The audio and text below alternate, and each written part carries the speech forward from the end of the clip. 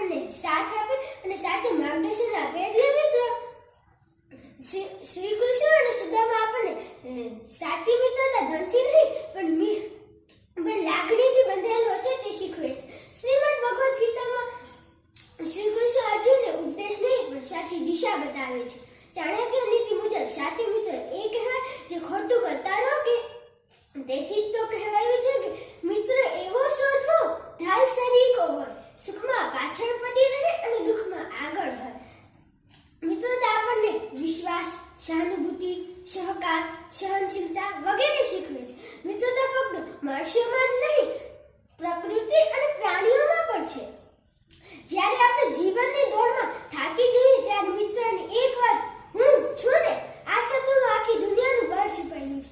સારા મિત્રો એ જિંદગીનો સાચો ખજાનો છે. આજના સ્વાર્થભર્યા સમયમાં જ્યારે લોકો